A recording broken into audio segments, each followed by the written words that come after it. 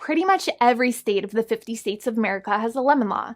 Unfortunately, sometimes automobile manufacturers don't focus on the safety of the vehicle and instead focus on the safety of their own cash pocketbooks and net profits.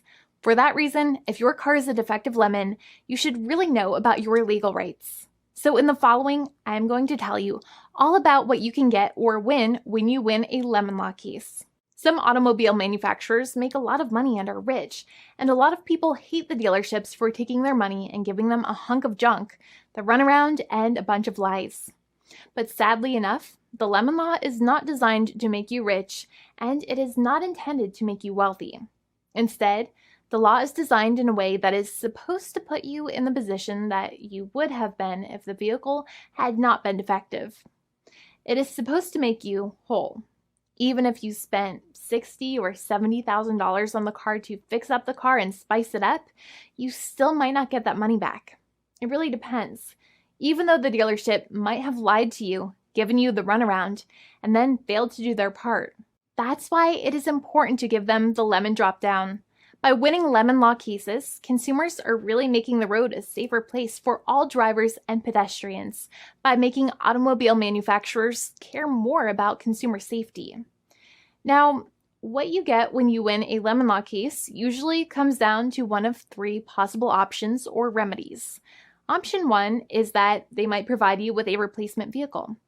Option 2 is that they might offer you a refund or what is called a lemon law buyback. Options 3, I will discuss option 3 a little later on in this video, and it is an important option you should know about as well with some real lemon juice.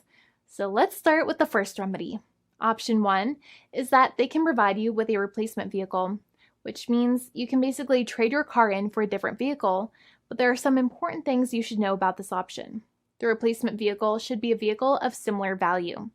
The replacement vehicle should usually also be a vehicle from the same manufacturer with similar MSRP cost. It's crazy that many times, even though you really don't like dealing with that dealership, you might have to get a second car from the same manufacturer, even though they have lied to you and given you the runaround or given you a hard time. But there is another option with this as well, because year after year, the cost of vehicles might go up and the new vehicle might cost more. That price jump can make it difficult to get a car with the same MSRP price. Even though your car was a lemon, you might still have to pay that extra cost for the new and now more expensive vehicle. Thankfully, there is option 2, which allows you to get a refund through a lemon law buyback. But one of the problems with a buyback is that sometimes you might have to have a trade-in vehicle, and you might have still been required to pay more money on that trade-in vehicle. And when you got your new car, the dealership might have rolled over the amount you still were supposed to pay on your previous vehicle into the calculation of your new vehicle. In other words, you might have been upside down on the finances of your new vehicle.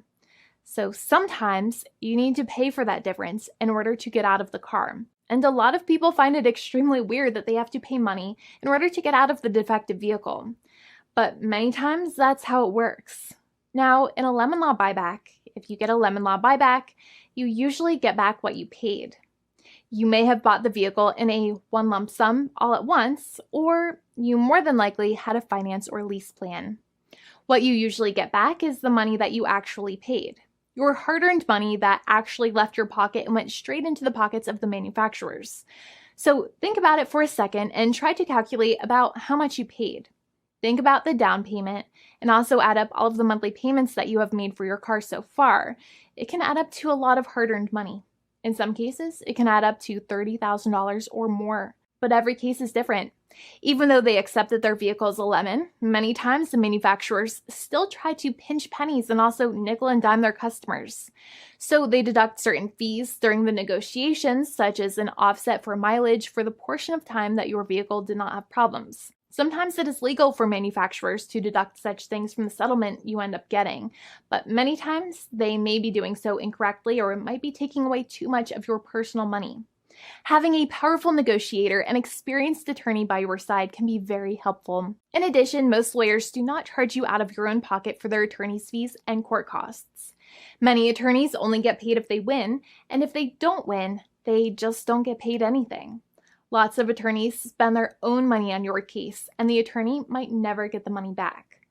But it may make sense for the lawyer to take that risk if you have a strong case. It reminds me of being a kid and selling lemonade and spending my piggy bank coins and quarters to make the lemonade, even though I was never sure if I would make my money back.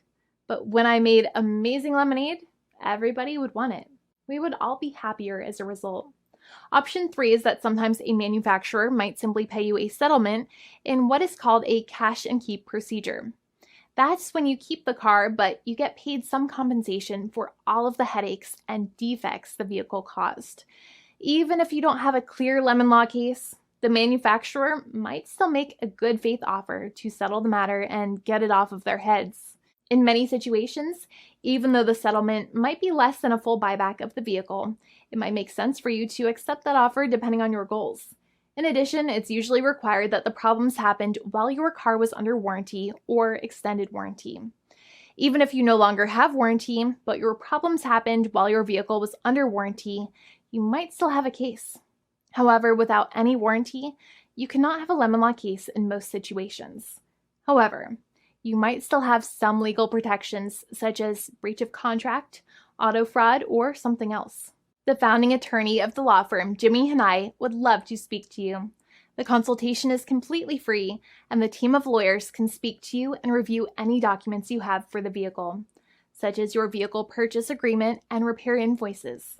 Call now for a completely complimentary and fully free consultation with an experienced lawyer. It's free to call 1-800-400-5050 day or night, 7 days a week, or visit us at www.californialaw.com. Lawyers are waiting to speak to you and encourage you to call. This video is not legal advice. I am not an attorney. I'm a paid spokesperson. Attorney Jimmy Hanai is a lawyer in the state of California and handles California lemon law cases. There are no guarantees. This legal advertisement is by lawyer Jimmy Hanai of CaliforniaLaw.com.